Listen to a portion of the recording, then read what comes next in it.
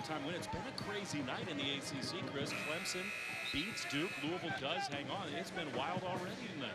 Welcome to college basketball in 2020. I mean, who knows what's up seems down, what's down is left. I mean, it's what a wild year it's been, and this league has certainly been a microcosm of that. So tonight here in Winston-Salem, we got one of the surprise teams in the ACC, in Virginia Tech, a road opportunity.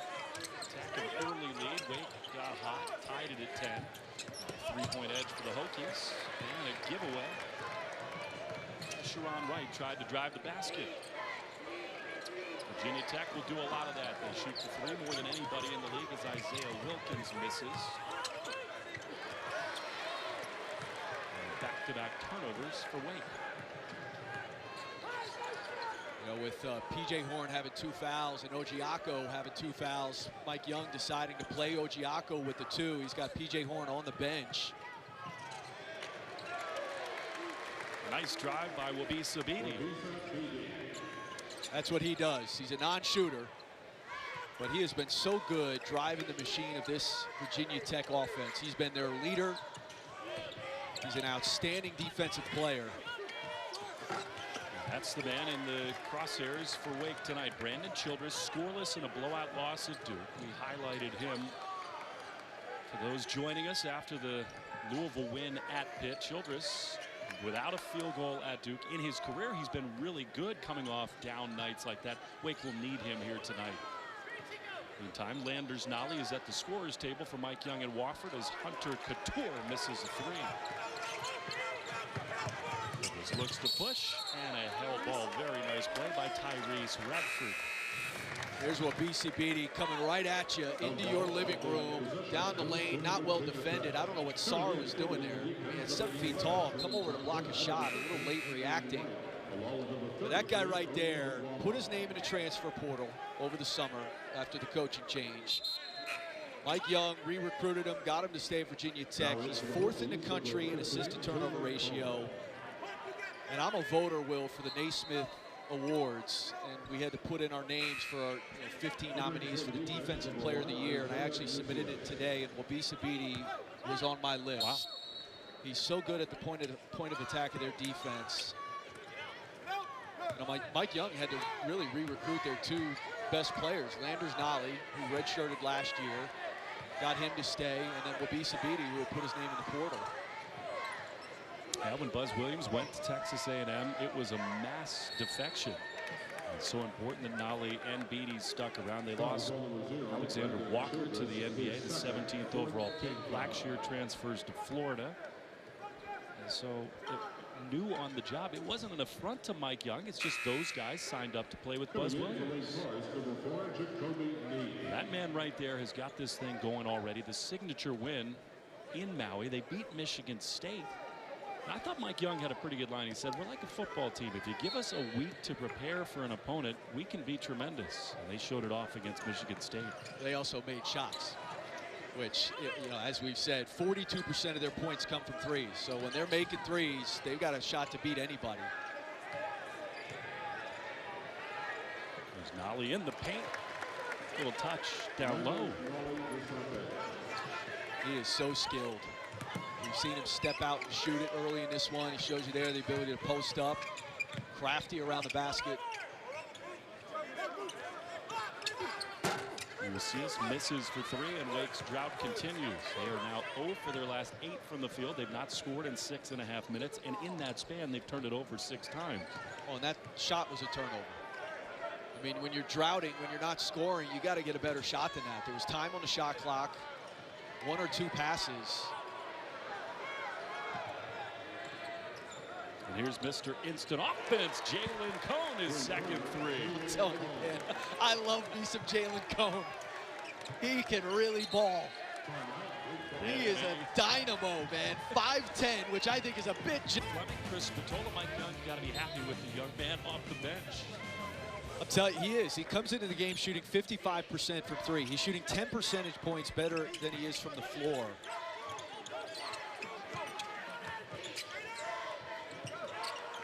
Break the drought. Johnson buries a 3. They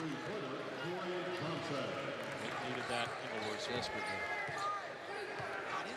interesting styles in a lot of ways. Mike Young brought the Wofford offense. They jack it up for three. Wake has done a very nice job this season defending the three. This is one of the candidates for freshman of the year in the league, and there he is. Landers Nolly, a chance at an N1. 6'7". And, you know, again, he's so good at putting on. He's a pro. So let's start from that premise. He is a pro. He is a prototype pro. 6'7", can put it on the floor. And I think the interesting thing from that NC State game the other day is he attempted 10 free throws, which means he was aggressive. He was attacking. You know, at times I think Landers Nolly, settled. Sarr off the window. He's a big part of Nolly, I think, that wants to shoot threes and forgets that he is 6'7". He does have a handle. He can finish at the basket. Now, Mike Young was pretty open about that. He said, I guarantee you tonight he's going to take 2 or 3 shots that drive me nuts, and I'm going to live with it. Good dish there. And a rejection for Sarr. Wake comes away with it. And one opportunity for Jacoby Neath.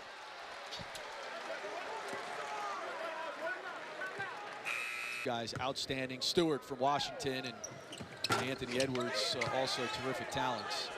So if we play this out a little bit, Chris, what happens if Virginia Tech shocks the world, makes a real run to the top of the league, and they make a tournament run, they get closer, they close the gap with Duke? Does Nolly really challenge for that award?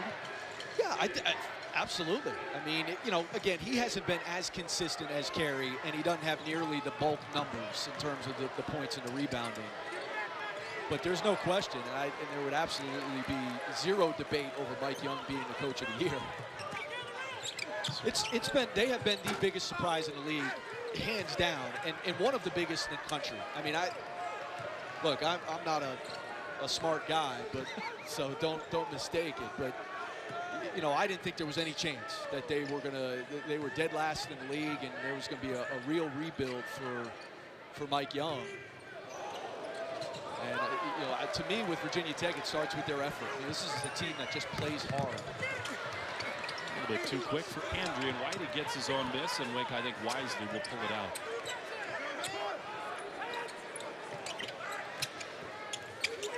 Sarr has been active. He's talented. 7 feet tall from France. Comes off their bench. You know, he's still slight, but he put on 35 pounds from his freshman to sophomore year. He put on 10 pounds this offseason. So that's bulked up right there. You can see on your screen the fouls have favored Wake Forest, but that one is the 6th. They're starting to even up. Danny Manning having a chat. In the first 5 minutes of this game, Virginia Tech was called for 6 fouls.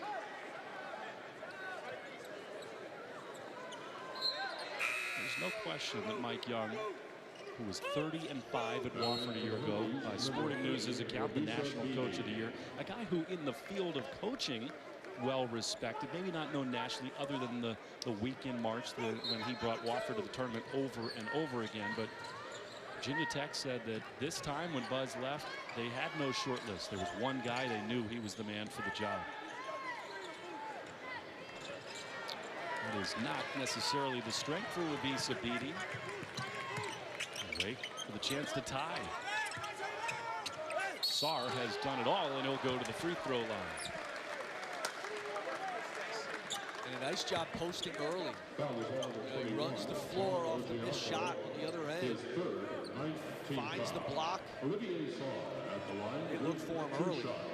He's the 3rd foul on Ojiaku. They're trying to find any kind of size to counter Sarr, and you talked about it. Mike Young rolling the dice with the freshman Ojiaku, and he's going to have to come out of the game with the 3 fouls.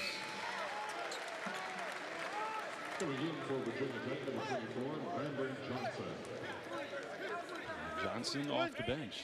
A guy who doesn't play a whole lot.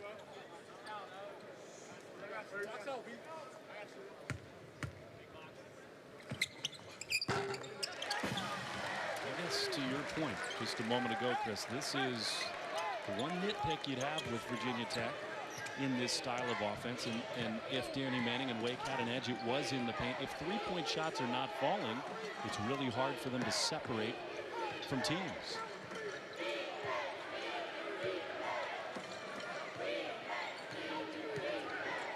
Akeem Aline, the 6'3" freshman from Buford. Been in a scoring drought. Nolly trying to get him a big bucket, but he can't find it. Not a great shot either. Analytics folks would have an aneurysm over that shot. That's the least favorite shot of all. 1 foot inside the line, deflection, but Mucius comes down with it. Skip pass to White for 3.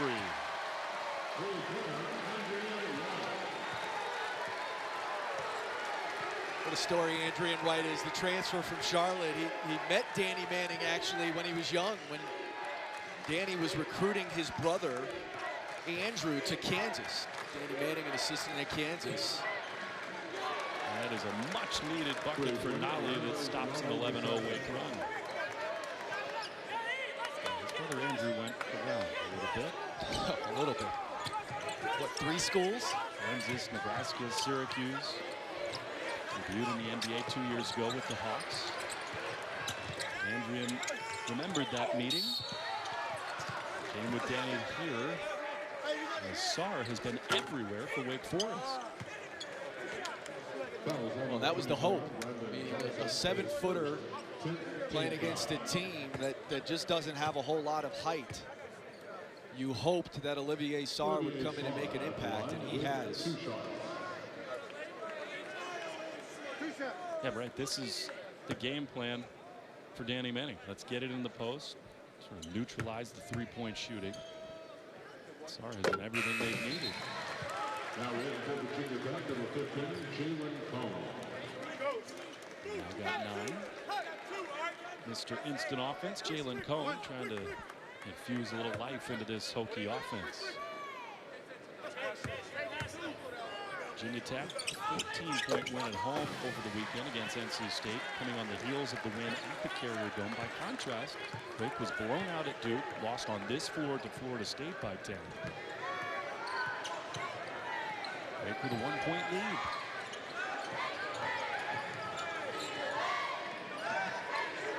One thing Mike Young has got to contend with night in and night out is their freshmen play so many minutes, 73% of the points scored, 70% of the minutes played, and that is just a total wild card. It's hard to predict what you're going to get night in and night out. Well, and I think part of it is, first of all, it's the hand he's been dealt. I think the second thing is, like, he was going to go to battle with his young guys. You're rebuilding a program, you're going to play those young guys and see what you have. And what he found money. You know, he found a team that can compete in this league because of that ability to knock down three-point shots. Look at this. Sarr in transition. And Olivier Sarr has murdered points, 5 rebounds. I mean, for all the focus we put on Childress, Sarr has been the saving grace for Wake Forest. Yeah. 8 of their last 11. He's got 12 points, 5 boards. Virginia Tech at the moment is searching for offense. Tyrese Radford back to Beatty. Alley way downtown and too strong for 3. And maybe that's one of those shots that'll drive Mike Young crazy.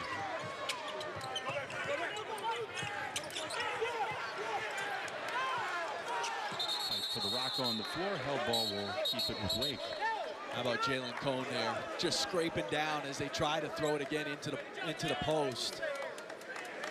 The little guy being active, creating a tie-up. What I like about when he shoots it, Chris, is I think he literally doubles his height. I think his vertical is about his height. You know, I was a jumper too on mine, and you know, the tough thing about that, part of it is I have to, I keep calling him a little guy, like I'm 6'7". But, you know, I was a jumper too, and the tough part about that is to get reps in practice. Corner 3 for Andrian White. He's hit 3 of those. You know, you end up exhausting yourself because you're you know, if you're going to go into the gym and take 500 jumpers, you're making that jump 500 times.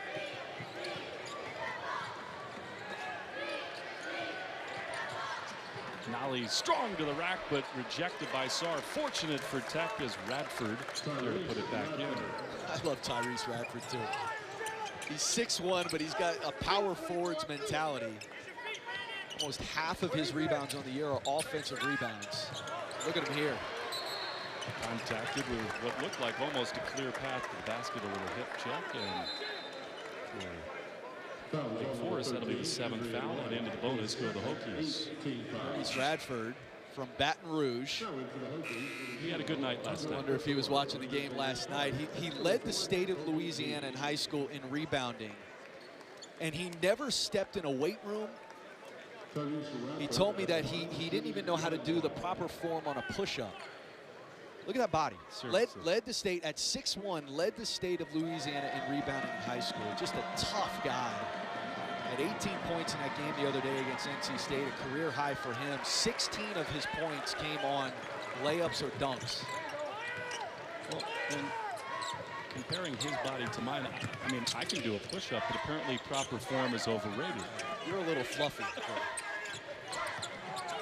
In a good way. Mm-hmm. Just a little fluffy in some areas. Under 10 to shoot. Kobe Meade, a little fluffy on that shot, and Tech comes away with it. It's been a game of runs, and Tyrese Radford, a one-man wrecking crew at the moment for Mike Young. About that game last night, I know we're on the ACC network, but LSU in a class of their own. No question. I mean, in a class of their own. I think actually how great Clemson has been and the run that Dabo Swinney has been on enhances the case for the true legacy of that LSU team. They beat one of the all-time great teams. They had a savant at the quarterback position and studs at their skill positions. I think it's highly possible that Burrow next year in Cincinnati throws to worse receivers. There's no question about it. Oh my goodness. Are you kidding me?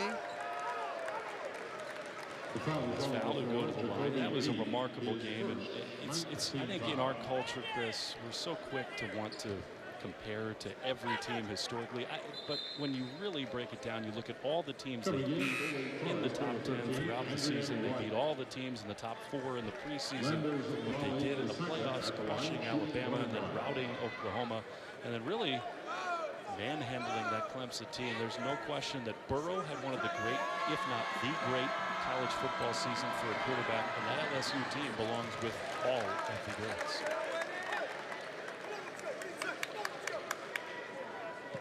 Once the Bengals fans get over angry at me for insulting. No, they stink. They know they stink. But A.J. Green and Ross and all those guys. No, Cincinnati knows they stink. You don't have to apologize. That's why they have the #1 pick. They're happy to win. Feels like an instant franchise changer. Tied up here in Winston-Salem. Back to basketball. Sarr. Good, and there's Tyrese Radford for the big high-flying rebound. You know, we were looking at that graphic of the freshmen, the 4 freshmen. Speaking of freshmen, there's a redshirt freshman, and Nolly was on that graphic we had. So we had Anthony Edwards from Georgia. We had Isaiah Washington from Washington. Fittingly. Landers Nolly and Vernon Carey. The sad thing, and this is where college basketball is at, all those guys are going to be gone. Most likely. And, you know, I use this analogy all the time. Like if Google or Amazon lost the top 10% of their best talent, right? Like the greatest resource a business or sport has is your people, your talent. If those businesses lost the top 10% of their best people every year, they would cease to function. Or they certainly wouldn't be as successful as they are. How can we expect college basketball to be good year on year when we are bleeding our best talent? You can't. And then we've got these transfers and the grad transfers and all of this. We don't know what these rosters look like. And if we don't, the coaches don't. And so you wonder how we have all these upsets, top 10 teams. Who's #1? Duke loses tonight on the road at Clemson. These rosters are taking so long to take effect because of the turnover we have in our game. I think there's no question the one-and-done rule is going away. And, you know, what you said about making it so hard on coaches and administrations and teams, I think I have a lot of sympathy as a foul is called to go the other way for Virginia Tech. With the fan bases, it's hard to know who's putting the uniform on every single year when it feels like it's 7 or 8 or 9 new faces year in and year out. Coming in for the game of defense, number 4, Jacoby Lee. Andrew White, third foul, who go to the bench. I think it's such a key conversation about the sport that we both love so much, and that, you know, when you see those names, Sampson and Paul and Tim Duncan here, I mean, the longevity is such a big part of the following of this sport. You mentioned the one and done, okay, and that's not going to solve the problem because we're still going to have guys who come to college for a year and leave. What college basketball has to do is they have to do what football does. College football has Trevor Lawrence for 3 years. That kid has to come back to school and play again next year. What college basketball needs to do is if you come to college, you have to stay 2, 3 years. You have to do it. That's the only way it's going to fix this exodus of talent in the sport. I'm fine. If kids want to go out of high school and the NBA is going to do that, then that's fine. But if you don't put a rule in that if you come to college you have to stay, you're not going to fix the problem. It makes a lot of sense. Thank you. Last time I'll say that tonight.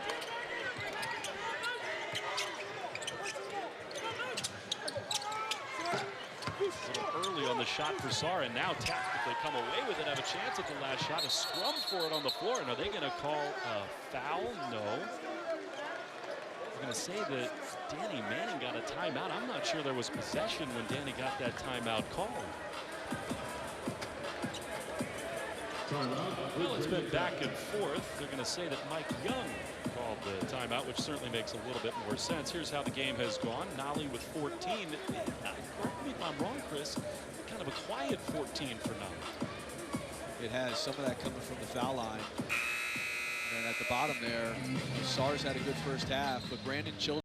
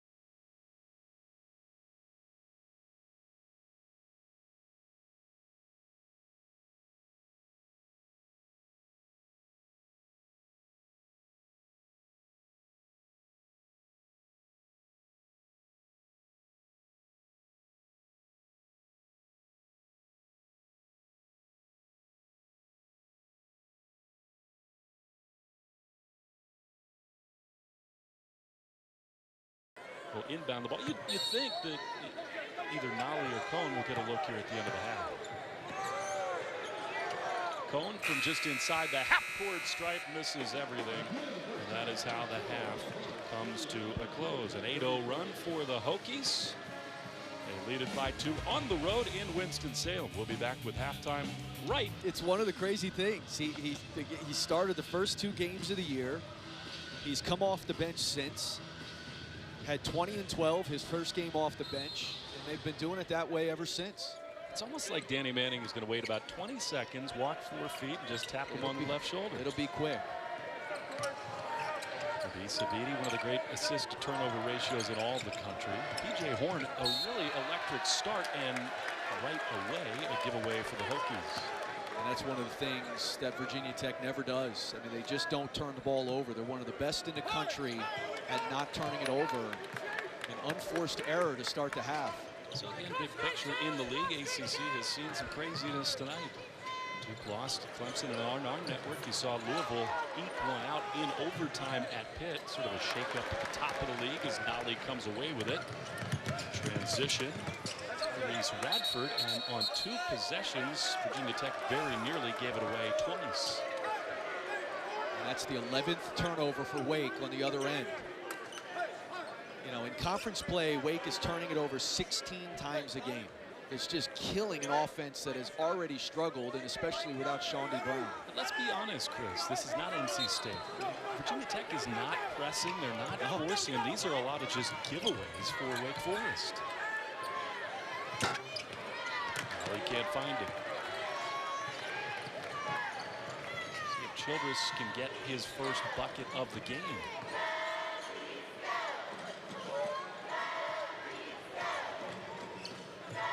Lucius, pass Nolly, good defense there. And that's what Mike Young wants more of from Nolly, that work on the defensive end. Beautiful job under the basket for Tyrese Radford.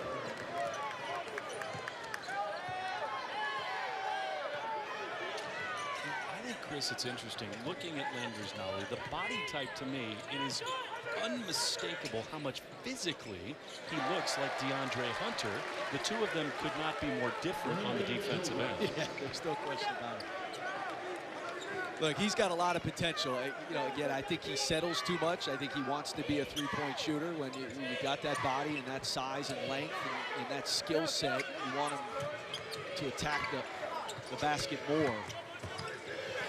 There is Beatty. Just solid. Labisa Beatty, just solid.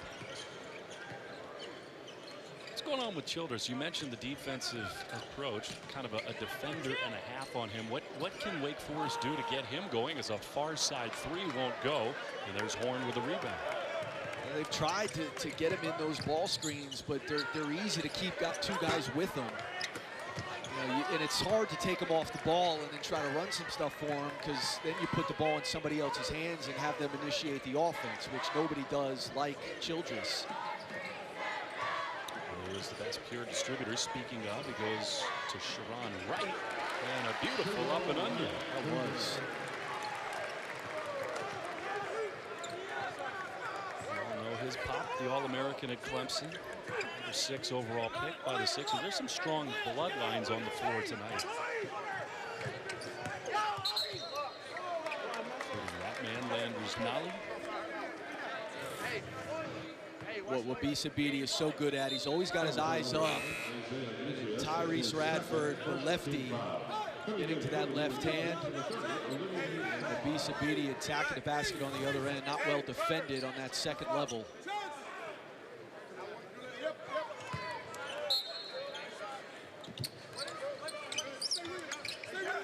It's a big stretch for Virginia Tech. Here they are at Wake Forest, coming off 2 really impressive wins against NC State and Syracuse. And when you look at the schedule for these Hokies right now, is a spot for them to really make some hay. They don't face any of the real heavyweights. There's no Louisville, there's no Duke, there's no Virginia in the next 4 or 5 games. That comes in the middle part of February. But if Mike Young's team is going to continue to surge towards what would be a shocking NCAA tournament bid, this is the part of the schedule where they've got to do it. Well, and Duke has to feel pretty fortunate with the way that Virginia Tech has played, getting that win earlier in the year in Blacksburg. They were in that game late. So that Clemson win tonight. Clemson, in their last 3 games, took on the Research Triangle. Beat NC State, beat Carolina in Chapel Hill, and then beat Duke tonight at home. There are not reports tonight that Mike Krzyzewski asked his athletic director to fire him after the loss to Clemson. But you have to say that Brad Brownell, once again, is doing a great job with a group that has had a ton of turnover. Speaking of a giveaway by the Hokies, here's the schedule for Virginia Tech. You do get the Seminoles on the 1st of February, and that begins the gauntlet. And it's never easy to play Carolina, but we can all admit this is not your grandfather's Tar Heels. Yeah, it's certainly not as daunting on the schedule as it typically is. That's for sure. 4-point Tech lead. See if they can get Sarr going again. They do. Everything but the finish. He likes to put it up before he comes down. It's twice tonight he's had that. But again, at 7 feet tall, just snatch that thing out of the air, go up, and hammer dunk. You sort of act like you're speaking from experience there. I'm the guy who typically threw it to the big guy who blows the assist. Elliott takeaway. Nifty dribbling in transition. A lot of contact. No call and a miss.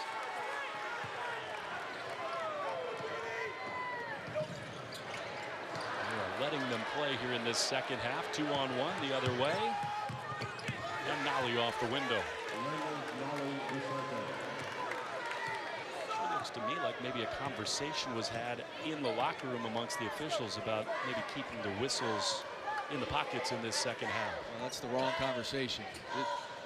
College basketball on the whole has been too physical. And I think J.D. Collins wanting to dial it up, I should say, not dial it back, wanting to dial it up. Let's get back to freedom of movement.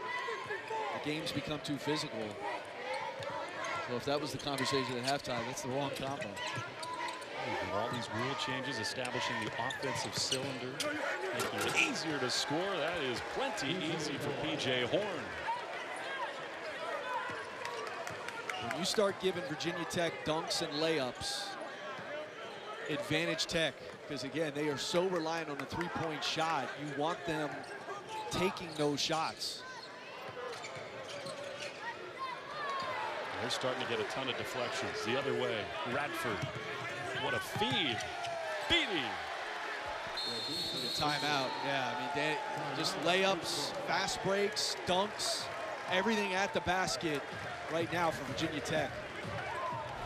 And again, the turnovers haunting Wake Forest. Tech tied for their biggest lead of the game. They are ahead by 8 in Winston-Salem.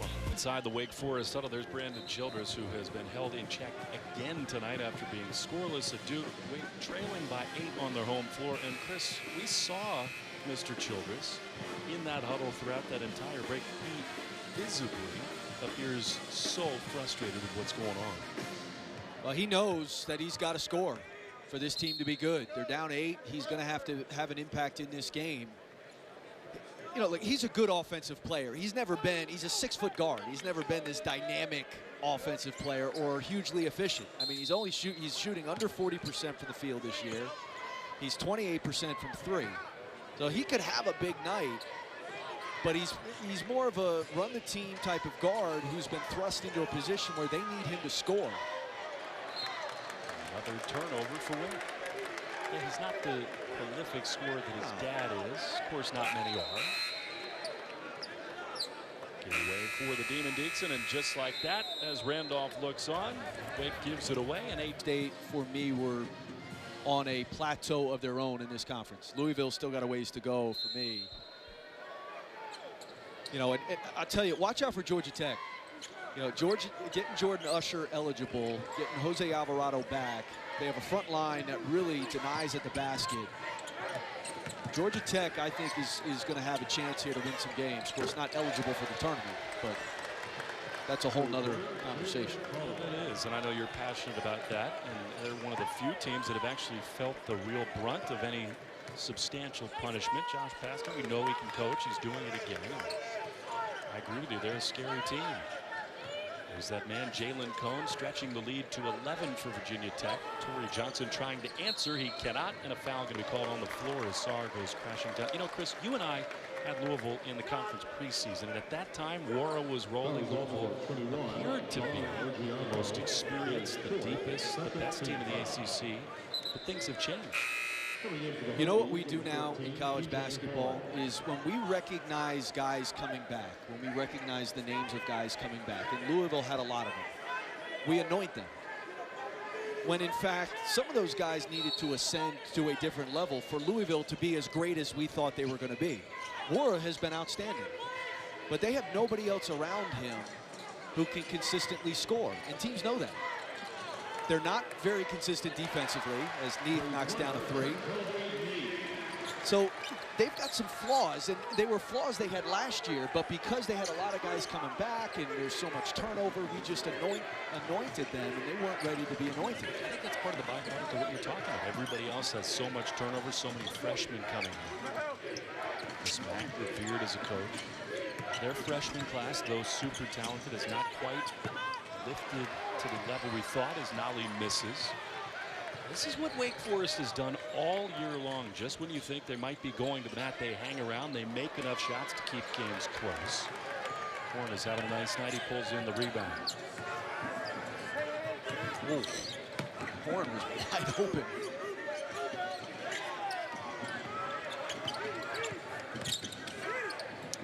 Beatty misses often. Cone never shy for 3.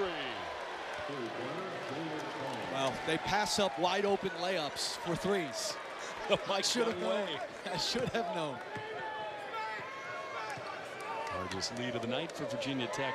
You know, no matter what happens in this season, I think it's patently obvious, Chris, that the fans in Blacksburg are now very lucky to have Mike Young at the helm, and they are going to watch a super entertaining brand of basketball for years to come.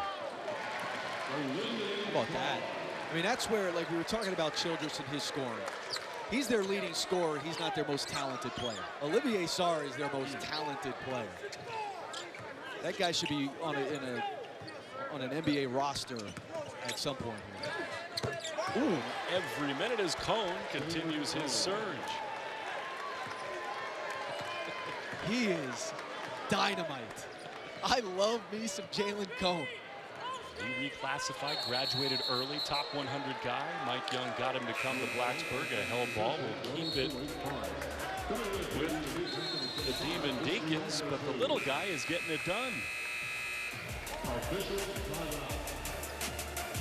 53-42, Tech leading on the road because of this work from Jalen Cone. Burying from deep. Well, if it was only because of our broadcast location, we can't talk to the officials. We're way up here in a bunker. But if that was only called on Andrian White, I don't understand, because if a guy gets up in my face and claps his hands in my face, I assume it was a double technical. I would think so too. That was my first reaction. The way that Beatty clapped his hands and celebrated the held ball, you can understand the frustration. Not that you want that reaction from White, but I'm with you. And judging from the look on his face, Beatty got a slap with one too. Not to put too fine a point on it, but we are offset and way up in the rafters here at Wake. Childress first to shoot the free throws. Knocks down the first, and maybe, just maybe, for a guy who has struggled so mightily offensively, seeing a couple free throws go in could help Brandon get going. Good point.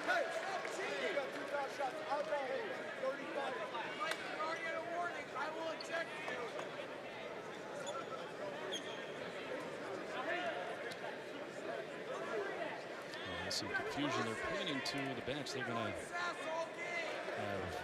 Beatty come back up off the bench. He had checked out of the game to shoot these technical free throws.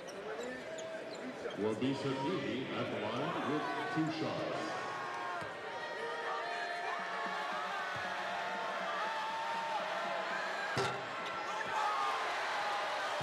Something the ramifications of that technical. Not that Andrew White is Tim Duncan, but he's now got 4 fouls and is on the bench.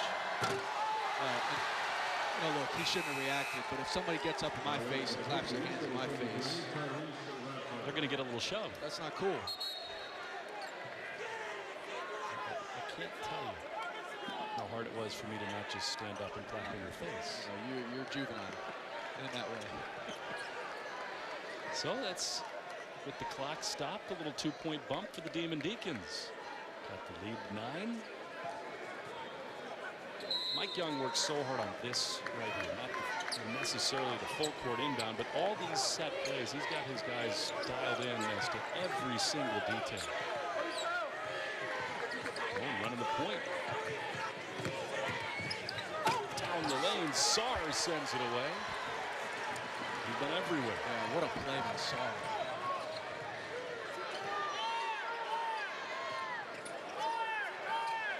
Throw it to him.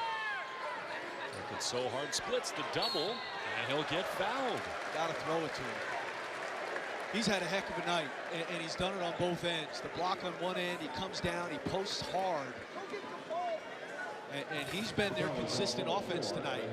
You know, the high pick and roll, he trails the play. To block that without fouling is such a tough play defensively. 2 shots.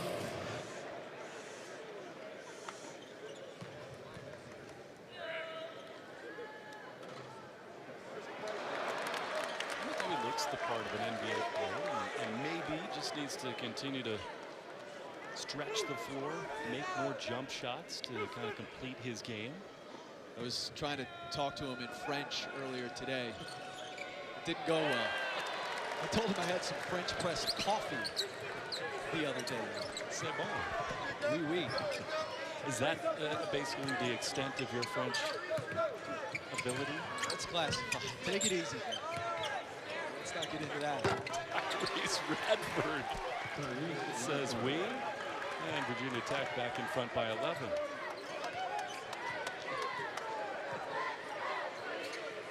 Voulez-vous coucher as Wake gets into the half-court set. This guy, Tyrese Radford, has been so active defensively and almost another breakaway. So when you say you were trying to speak with him in French.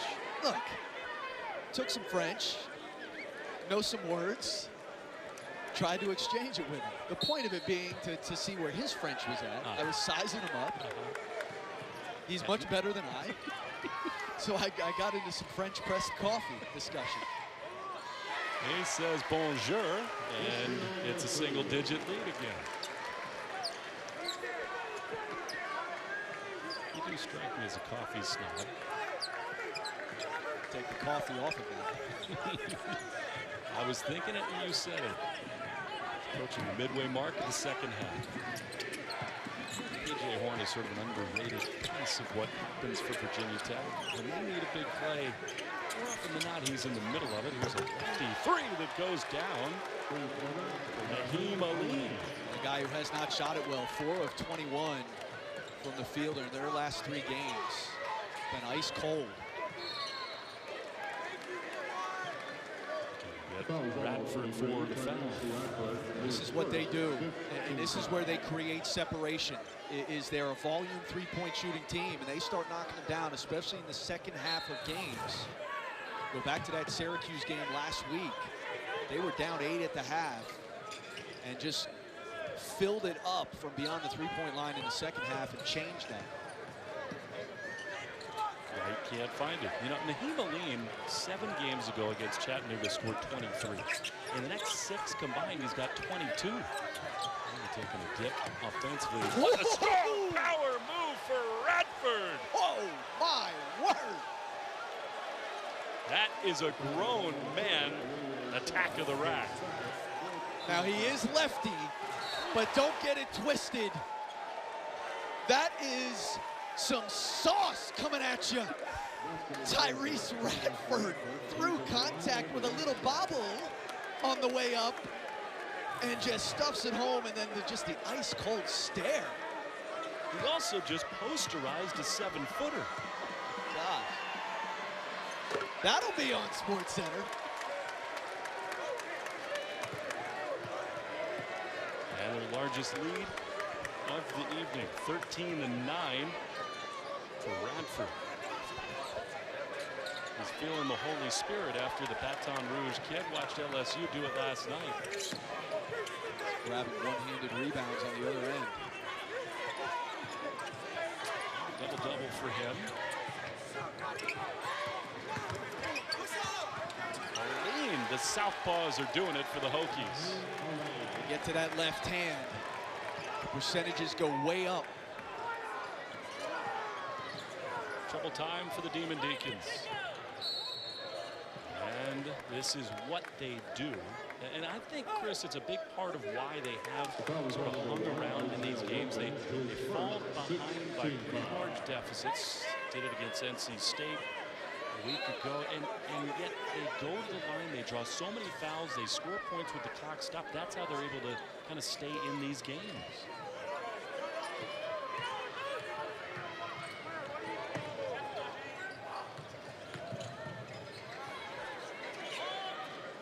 Side 3 will not go for Sharon Wright. Demon Deacons are ice cold.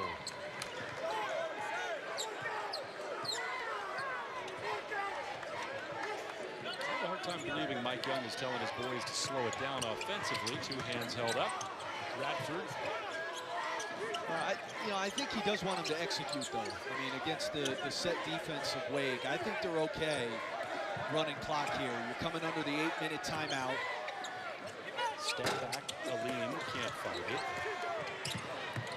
And Childress away. Boy, that was the body language I got that he said, boys, let's settle it in. Let's defensively once again. What do you say we see this one more time, Will Fleming? This is one of the best dunks I have seen all year. I mean, this is true contact, a little bobble. You know, and they're starting to make Wake have to defend longer into that shot clock. You'd love to see Olivier Sarr get a touch here. You know, Childress continues to be bottled up. They are just blanketing him. You know, some people would say that it's a little early for all the bracketology. I love Joe Lunardi. I'm on those updates every week. And at the moment, he's got both the teams from the state of Virginia right on the fringes of the NCAA tournament. He's got UVA as the last 4 in. Tech at the moment, the first 4 out. I'm struck by the fact, Chris, that if both get in the tournament, they will give whomever they play fits for decidedly different and almost opposite reasons. That was Tech playing Virginia earlier, a couple weeks ago. It was one of the puzzling scores of many puzzling scores this year in the league. Yeah, they scored 39. Yeah. Part of that is Virginia's just a tough team to play against, and they're really, really good at defending the three. Wouldn't you say that we can all admit they don't have the firepower, the scoring ability to make another deep tournament run? But again, if you're on Selection Sunday and Virginia gets into that bracket and you draw them, that is a coach's nightmare. It's a tough prep. There's no doubt about it. I feel much better playing them this year than you would certainly last few years. You kind of say to yourself, if we get 60, we win. Yeah, I'm okay playing them this year.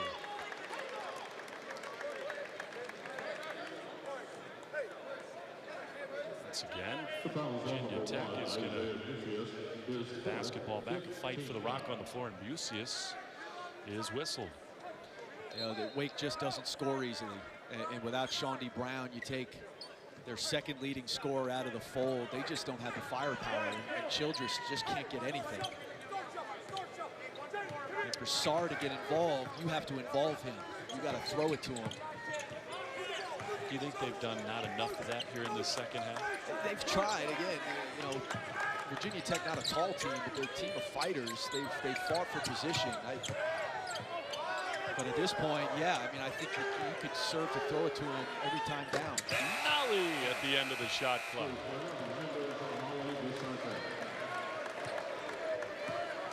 He runs hot or cold from that three-point line, but he shows you he's got the full array. What a talented player. Another whistle on the floor. He's got a really sweet stroke, does Nolly. And I'm with you. He looks like a pure pro prospect. It's, you know, a little post up. He kind of sizes it up. That's a pro 3 right there. Gets behind the line and then just squares his feet. I saw Paul Hewitt walking into the building earlier. Lots of NBA personnel here. I would imagine number 2 in maroon is one of the guys they're here to see.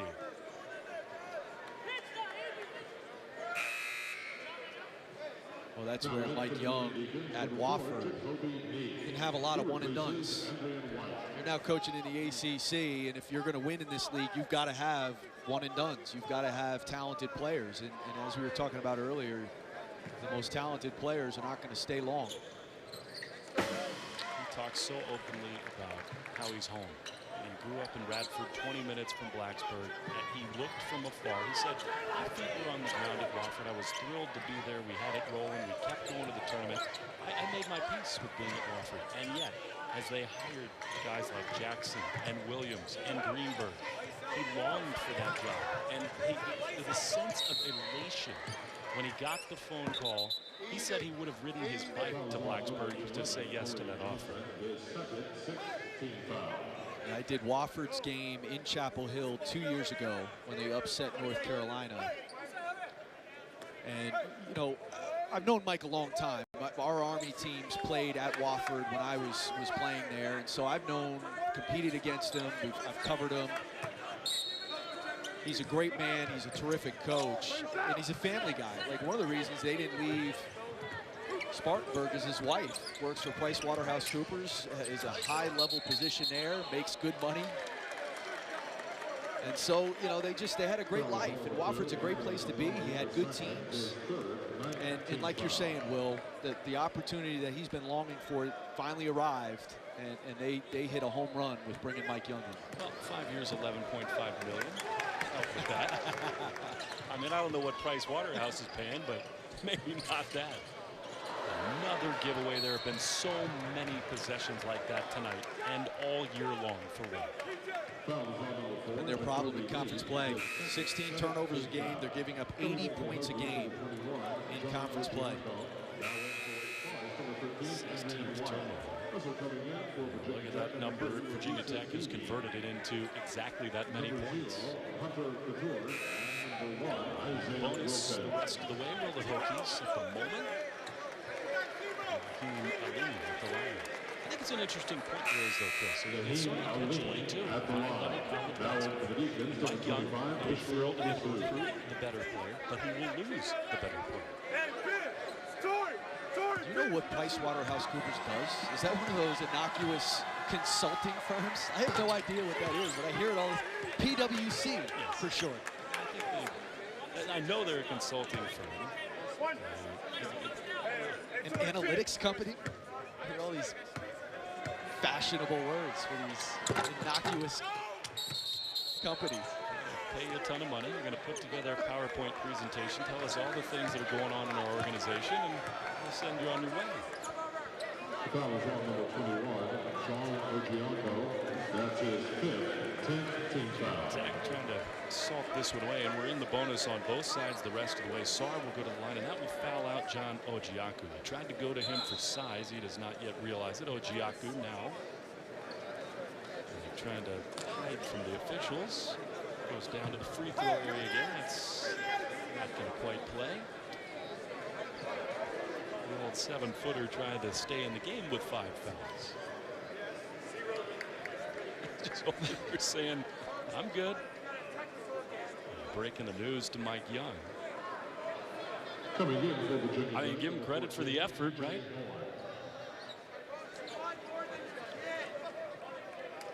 Only a freshman. Calculus comes in, I don't even remember. Sophomore year? You're a smart guy, Will. I can tell you calculus at Price Waterhouse. Maybe not French. They say he's made the most progress of any kid on the roster.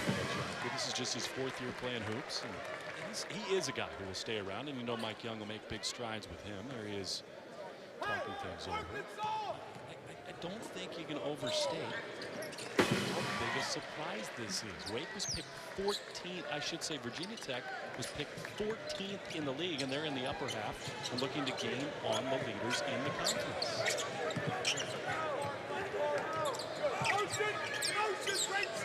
On the other side, you just can't get away from it. But Wake Forest at the moment has got some very difficult decisions to make. They are in a real downtrend in basketball. One of the storied franchises. They have so many times gotten it rocking in this building. They have so much NBA pedigree as Virginia Tech will turn it over a shot clock violation. They brought Danny Manning in to turn things around.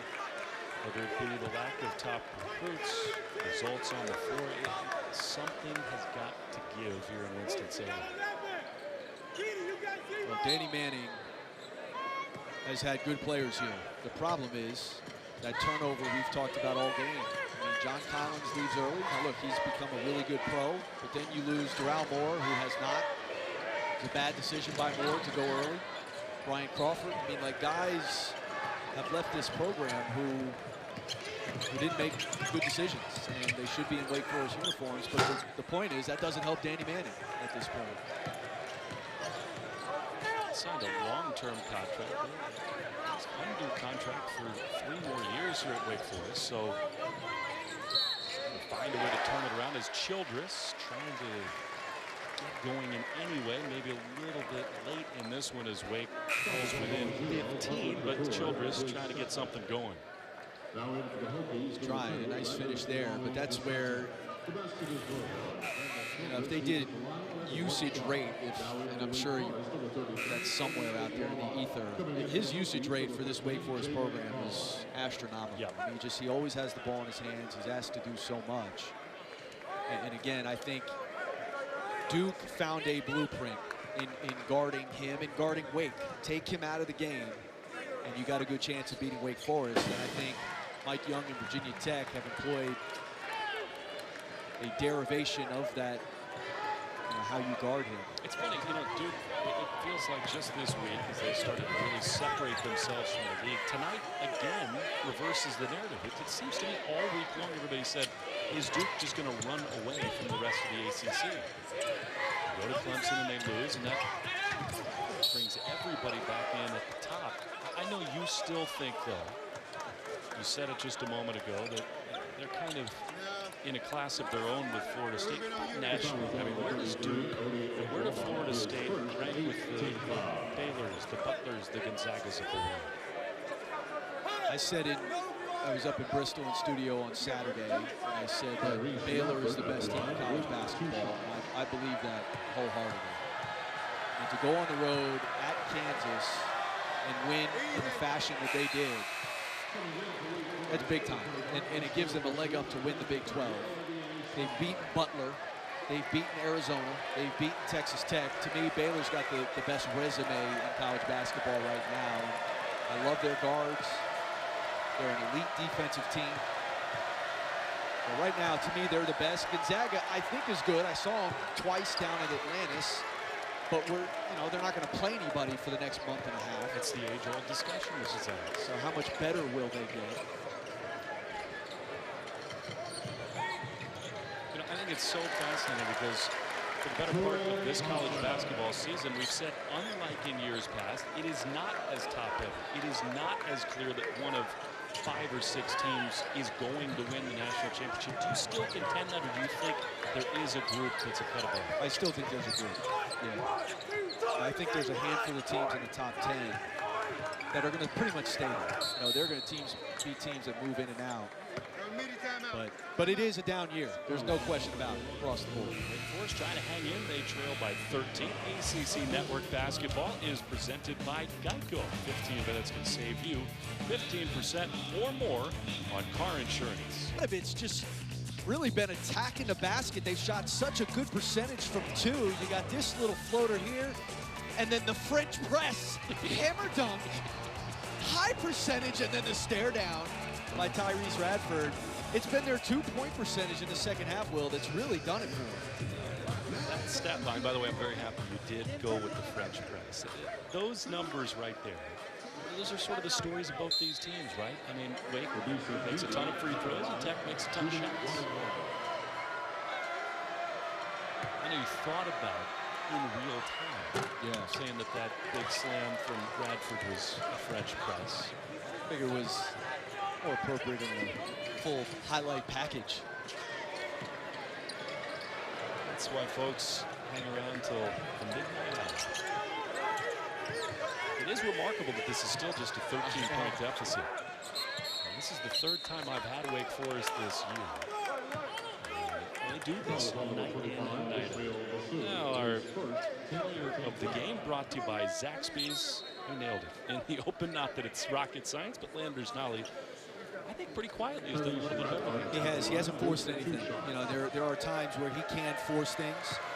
He can settle. I thought in the first half he was aggressive, attacked the basket. He got himself to the foul line tonight. A good all-around performance. He's got the body type. He's got the athleticism. Pure shot. It's interesting what you said about the guys at Wake Forest who have made the wrong decision to go pro.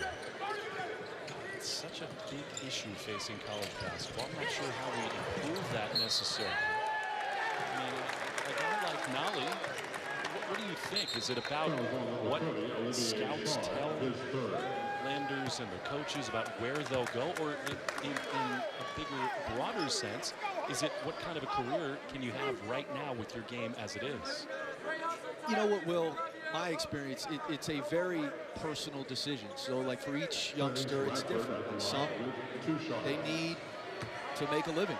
They need to leave and make a living. And no one would begrudge them that at all. Of course not. For some, they don't like school. No one could begrudge them for that. It's a very personal decision. I think what bothers me is this overarching narrative that has taken over, that they're getting a raw deal by being in college. and they're getting cheated out of whatever money they have coming to them. There's a lot of value to being in college. Look, could they make money, and should the system, the amateurism system be worked? Absolutely. Just get me going a little bit. I'm completely with you on that. I mean, can we make tweaks? I would hope you are. If schools, for a rare moment, I am. Can we make it more equitable if schools are profiting off your jersey and your name and your team? Sure. Can we share a little bit of that? Can we allow kids to have jobs? Yes, we can. But I'm completely with you that it is probably time to stop bashing the overall value, both financially and intrinsically, of a time on a college campus.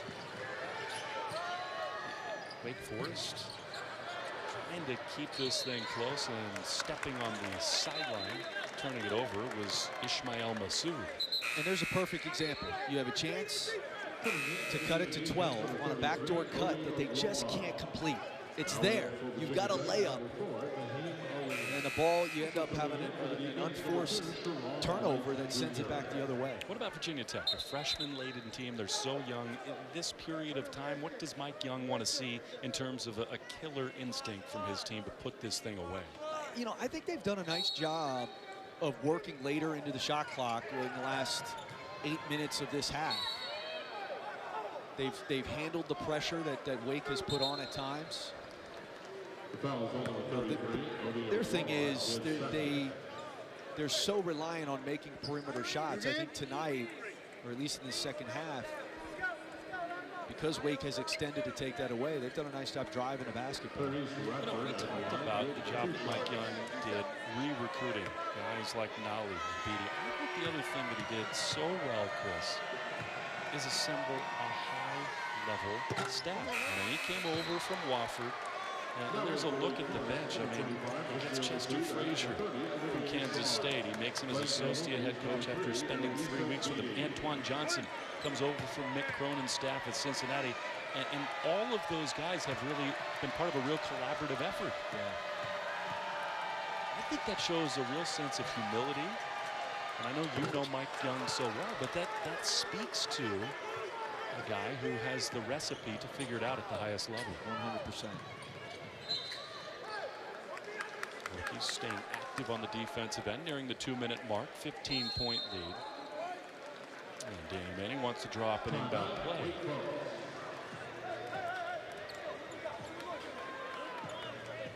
Looking ahead for Virginia Tech, we showed you the next 5 games on their schedule. This is such a young team as they huddle it up around Mike Young. It's hard to imagine. I guess we shouldn't doubt anything they do, given the surprise that they've been. You wouldn't think that even if they do make their 4th straight NCAA tournament, it would be sort of flabbergasting if they made a deep NCAA tournament run. They go home for Syracuse in North Carolina, then at Boston College. Boston College will be here at Wake this weekend, then at Miami, and then they host Florida State.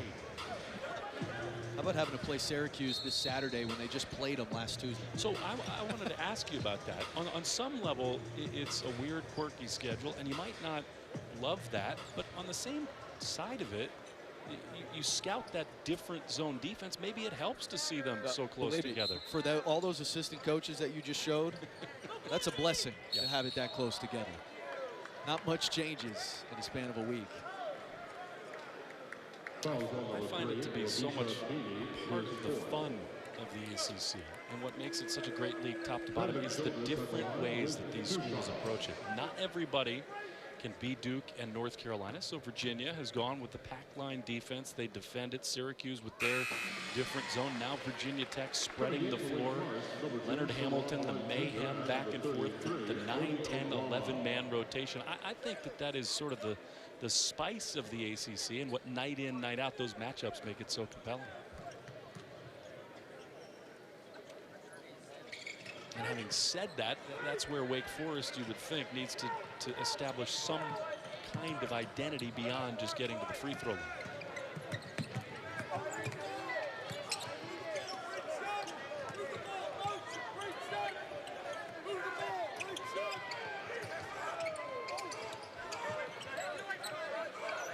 Again, deep into the shot clock. Lean harassed. And he is fouled. That will drive Danny Manning crazy. The foul is on number 33, Cody Oguama, his third. Cody Oguama. There's nothing to say about that. There's 4 seconds on the clock. You've defended that entire possession. 6'9" freshman from down the road in Raleigh. Had a big game against Xavier. He's super talented. I actually, Chris, in this game, as good as Sarr has been, I'm a little bit surprised we've not seen a little bit more of Oguama, given the size advantage he might have on the interior. Well, they needed Sarr's offense. Oguama not an offensive player. And in a game like this, where points have been hard to come by, Childress has been a non-factor. Sarr at least gave you some point production in the first half. And when you need to guard the three-point line, you can't have them both on the floor at the same time. Well, I don't think they'd ever play him. Yeah, I don't think they'd ever play him both. But in terms of Oguama playing more minutes, they just needed Sarr's production. Quite a little teardrop in the lane. Yes, Sarr kept him in this game for the better part of the first half and beyond.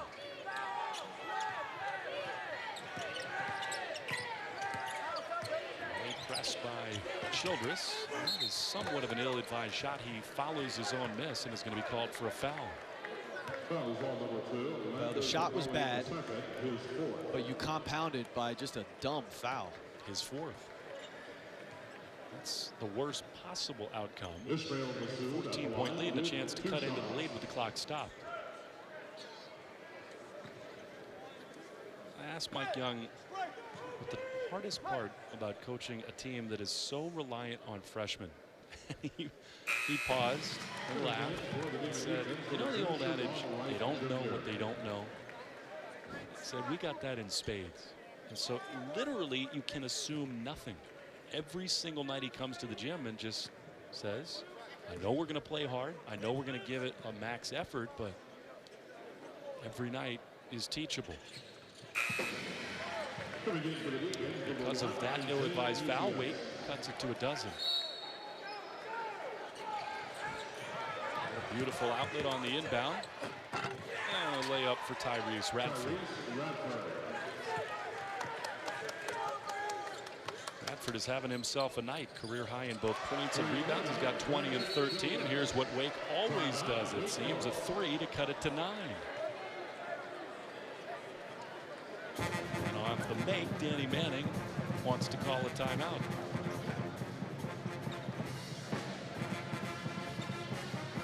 Tyrese Radford in sort of Nolly's shadow tonight. He's having himself a whale of a night. That's back-to-back career highs. At 18 against NC State the other day, goes for 20 tonight, and then look at that rebounding number. Just a monster. And you know, you were talking about the ceiling of this Virginia Tech team. When you're this young, it's significant. I mean, this team's got a chance to get much better than we're even seeing them now. In this year and beyond. Absolutely.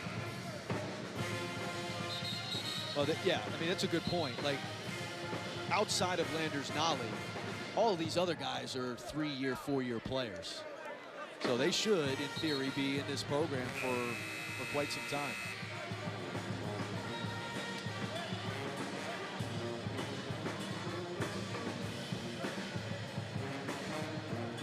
Danny and the boys have talked it over.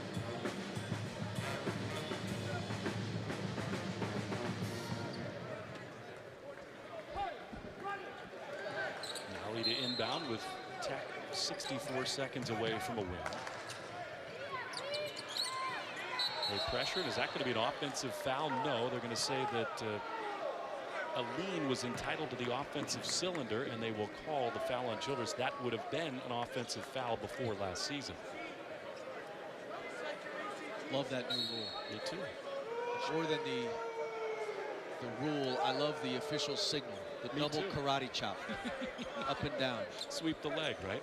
I love this. I love the signal for the cylinder call. We're going to look and see if this was flagrant. By the way, I don't know about you, Chris, but I still, to this day, here we are, you know, in the cradle of ACC country with Wake Forest, one of the great basketball programs in this conference's history. Here's what they're looking at to see whether it was a flagrant foul. We'll see what Mr. Spatola thinks. Not to me. There's much there. I still, Chris, cannot, it doesn't quite register with me. I know it's been a bunch of years that Maryland is not in the ACC. They still feel like an ACC school to me. They went today on the road to Wisconsin. Lost a tight, thrilling game. The Badgers beat Maryland 56-54. Mark Turgeon, those Terps, had some big wins. Stick Smith has been a great addition for them. He hung around for his second year. I think Maryland's a team to be reckoned with in March. They are talented. They are talented. And just a common foul there.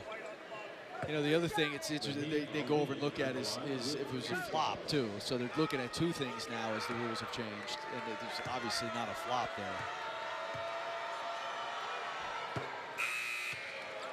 Beatty trying to salt this thing away. Beatty back to the floor, and that's for one reason and one reason. Well, I guess two.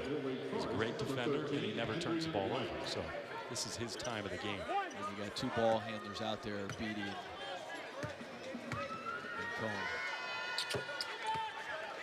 I know that San Diego State is just underway on ESPN2. They're a revelation, the Aztecs this year. What do you make of San Diego State and their chances? They're long, they're athletic, they're old.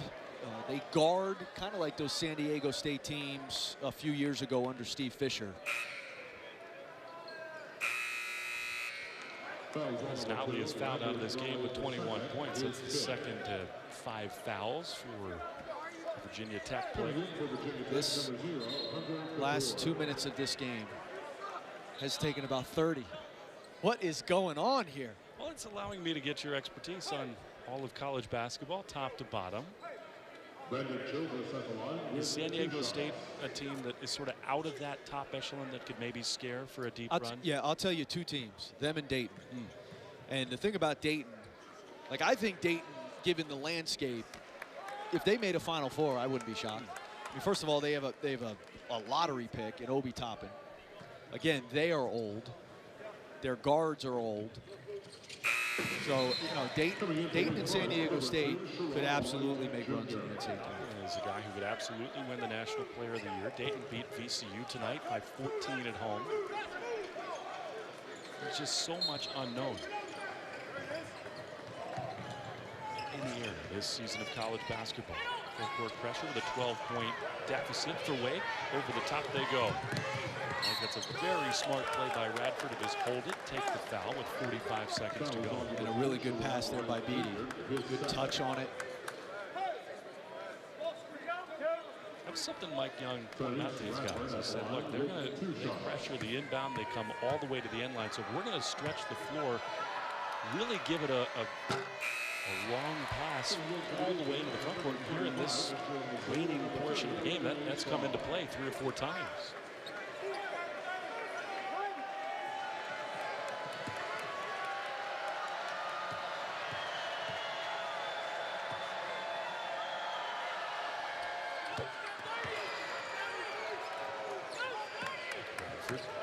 Extending the career high. Got 22. Too little, too late for Childress.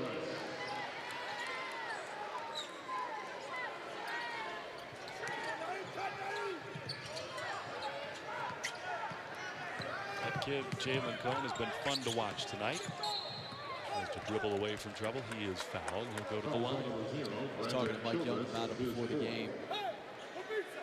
Because he's been great, and I mean he was good again tonight, and he's still coming off their bench. He said the one thing is he's got to guard. He's got to guard consistently, and in this league at that size, he's got some fighter in him. And this free throw there, but he's got to consistently be able to guard, and that's the one thing with all 5 of those guys in this Virginia Tech starting lineup. They all guard their position.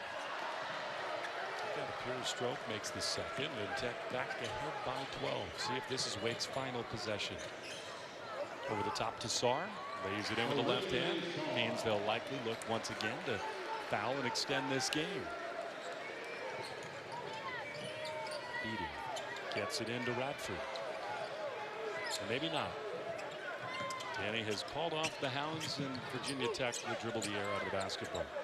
Well, Chris Spatola, they've done it again. Virginia Tech will get their 4th ACC win, and the surprising run continues. Almost turn it over and a kick ball. They keep it rolling, man. I'm telling you, you know, it's not just in this league. They are one of the biggest surprises in all of America. 4-2 in the league right now. It's amazing they've done it without Hunter Couture, a kid who is on the floor now, 0 in the league. As a Watford commit came over here, they expect him to shoot it really well. He is ice cold, but no matter, Virginia Tech salts it away, and Mike Young and the Hokies are 4-2 in ACC play. Don't look now, the Hokies are coming near the top of the league, and a night where Duke loses at Clemson, Louisville needs overtime to win at Pitt. The Hokies hold serve. Yes, they do. Pretty decisive, especially in the second half. I thought came out in the second half, got some stuff off of turnovers in transition, opened things up, opened this game up. That was the difference. As we talked about all night long, they've got a pretty comfortable